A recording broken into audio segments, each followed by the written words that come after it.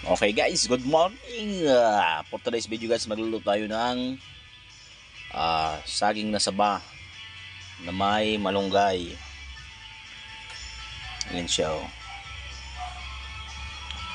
Yung hindi pa masyado matigas na saging na saba, pwede siya pang dinuguan.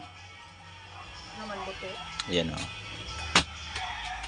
Ayan, so naglagay na tayo ng paminta, magic sarap, asin, tinapa.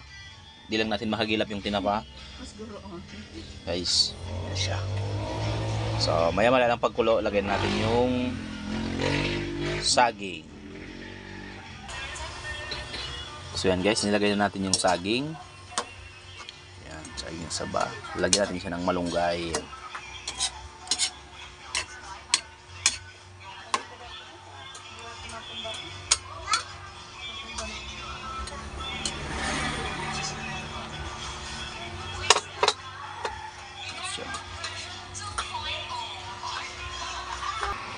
Ayan guys, kumukulo na yung ating saging na saba with malunggay na may tinapa. So, nasa ilalim yung tinapa, ayaw magpakita. Guys, kumukulo na siya guys. Yan siya guys. Dilag.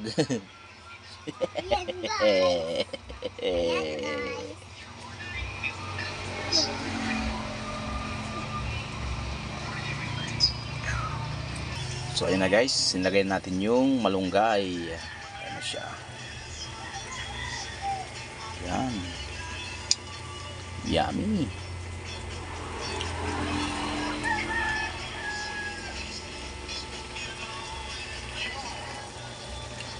Okay guys, so hanggang dito lang ating video for today. So don't forget to follow, please like and share and subscribe na rin ang aking YouTube channel, The Q Recipe.